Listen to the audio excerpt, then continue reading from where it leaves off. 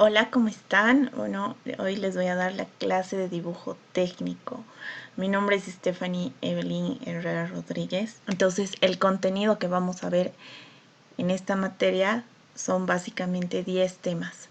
Vamos a ver conceptos, vamos a ver materiales e instrumentos, vamos a estar un poquito con qué normas se utilizan en el dibujo técnico, cuáles son las construcciones geométricas, las proyecciones espaciales, vamos a ver proyección en el plano, vamos a ver las acotaciones, vamos a ver escalas, cortes y secciones de las construcciones geométricas y por último vamos a ver el AutoCAD. Vamos a iniciar con nuestro primer tema, conceptos. Bueno, ¿qué vamos a ver en estos conceptos? Vamos a ver el concepto del dibujo técnico, la clasificación del dibujo técnico, los métodos de trazado, las herramientas de dibujo, y ese es un poquito el resumen de cuáles son los conceptos que se tienen que utilizar cuando uno está estudiando dibujo técnico. ¿Qué es el dibujo técnico? Es un lenguaje universal con el cual nos podemos comunicar con otras personas sin importar el idioma.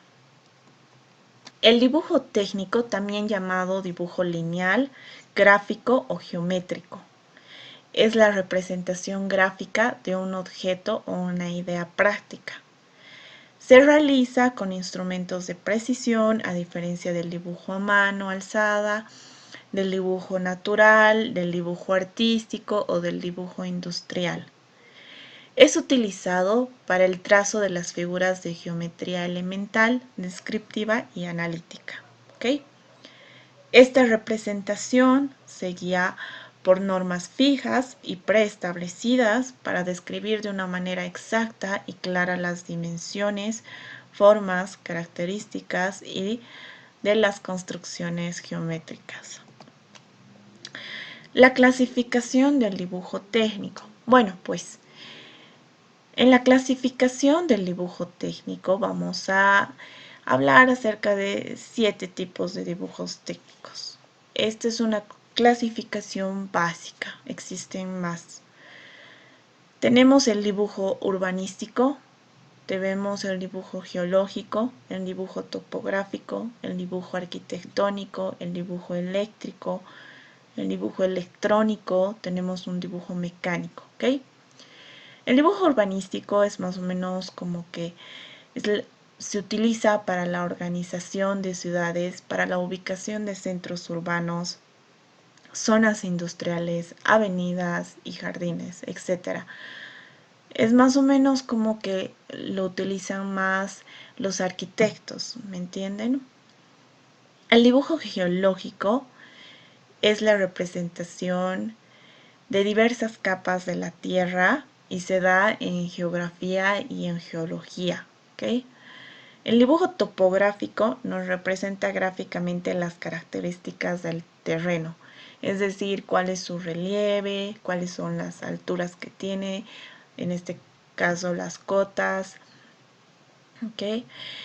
El dibujo arquitectónico son las representaciones gráficas de las cuales realizamos los planos para la construcción de edificios, casas, quintas, autopistas, entre otros. El dibujo eléctrico es la representación gráfica de instalaciones eléctricas de una estructura arquitectónica que requiere electricidad. Es decir, toda aquella vivienda, todo aquel lugar que requiera electricidad tiene su dibujo eléctrico. Y el dibujo electrónico, a diferencia del dibujo eléctrico, es la representación de los circuitos de aparatos electrónicos, ¿ok? En dibujo electrónico estamos hablando de viviendas y en dibujo electrónico estamos hablando de aparatos electrónicos. Esa es la diferencia. Tenemos como último el dibujo mecánico, que son las representaciones de piezas o pares de máquinas, vehículos con grúas, motos, aviones, helicópteros, etc. Existen dos tipos de planos en el dibujo mecánico. Tenemos los planos en conjunto, que solo hablan de un solo elemento, y tenemos los planos de montaje, que son el conjunto de piezas con indicaciones gráficas. Ustedes me entienden que algunas veces, no sé si han visto, que a veces tenemos planos donde hay diferentes piezas y nos dicen dónde van esas piezas para la construcción de esa máquina o de ese elemento. Ese es el dibujo mecánico. Vamos a pasarnos a los métodos del trazado. Para los métodos del trazado vamos a estudiar 3 tipos. El primero es a mano alzada. Es aquel dibujo que se realiza sin apoyar la mano. El lápiz debe tomarse con libertad y para ello no debe tomarse cerca de la punta, sino un poco más arriba, aproximadamente unos 3 centímetros. ¿Por qué? Por la comodidad del dibujante, ¿no? No sería cómodo utilizar el lápiz desde la punta, cuando uno puede utilizarla desde un poco más arriba para que sea un poco más sencillo y ligero el trabajo a realizar. Okay. Existen 3 reglas universales del dibujo a mano alzada. La primera es que las líneas verticales se trazan de arriba hacia abajo. Okay. Las líneas horizontales se trazan de izquierda a derecha. Y todas las líneas curvas se trazan en un solo movimiento y en sentido de las manecillas del reloj, realizando primero un trazo ligero para luego delinearlas con más precisión, corrigiendo la dirección del trazo inicial. ¿Okay? Con instrumentos se requiere de precisión y de un buen manejo y conocimiento de instrumentos, con normas y reglas para un resultado exitoso de carácter universal.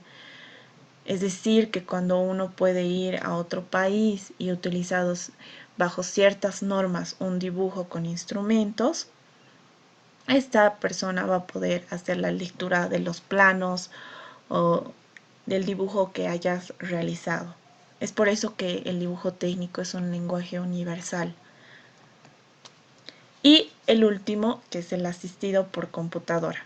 En este es plenamente el manejo de programas computacionales. ¿Me entiendes? El manejo de AutoCAD, el 3D Studio, el CorelDRAW. Entonces, en este curso lo que vamos a hacer es avanzar básicamente el AutoCAD. Existen una infinidad de programas computacionales, pero vamos a estudiar AutoCAD. Vamos a pasar a nuestro segundo tema del día de hoy, que son los materiales e instrumentos. Estas son las herramientas de dibujo que sí o sí ustedes como estudiantes tienen que tener para realizar un dibujo técnico. Como primer elemento vamos a tener al lápiz, que existen diferentes tipos de durezas de mina. Estos se identifican por números y letras, ¿ok?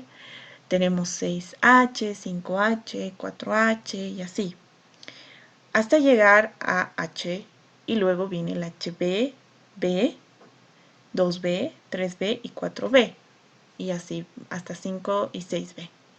Estos están en un orden de mayor dureza a menor dureza. Entonces, esto mucho depende del tipo de docente que ustedes estén tomando la materia. Cada docente pide diferente tipo de lápiz. Bueno, grosor de lápiz. También tenemos los grafos o conocidos como micropuntas, que yo les recomiendo que se compren esta línea de grafos que está en la imagen, porque son buenísimos, tienen larga duración y aparte les va a servir para otras materias. Estos grafos les van a servir para realizar el trazo de líneas delgadas, gruesas, continuas, para trazar los ejes. Y esta depende mucho del número de micropuntas que ustedes compren y les pidan los docentes, ¿ok? Eso es muy importante. Van a necesitar una regla milimetrada, que las líneas largas corresponden a los centímetros. Estas líneas largas que ustedes ven acá, estas son los centímetros. Las líneas cortas representan a los milímetros. Y para realizar la medición, no se olviden que siempre se empieza desde cero. Es así como tienen que realizar las mediciones. No desde acá, siempre desde cero. Vamos a necesitar también una escuadra y un cartabón, ¿ok? La escuadra tiene dos ángulos de 45 y uno de 90. Y el cartabón tiene un ángulo de 30, uno de 60 y uno de 90. Estos dos instrumentos les sirven para trazar líneas rectas, paralelas y perpendiculares. No se olviden que la escuadra, al sumar sus ángulos, me tiene que dar un ángulo de 180. Y el cartabón, lo mismo. Al sumar los 30 más 60 y 90, me tiene que dar un ángulo de 180. Se los he preparado un par de videos para que vean cómo es el trazado de rectas paralelas y perpendiculares. Primero vamos a ver paralelas. Vamos a trazar rectas paralelas a la recta dada. Empleamos el cartabón y la escuadra. Colocamos las plantillas de modo que podemos deslizar la escuadra a partir de la recta dada por el cartabón y de este modo podemos trazar las rectas paralelas.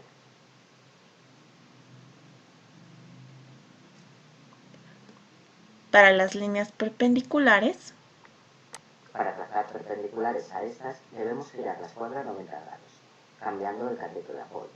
Al deslizar la escuadra podemos trazar otras rectas perpendiculares.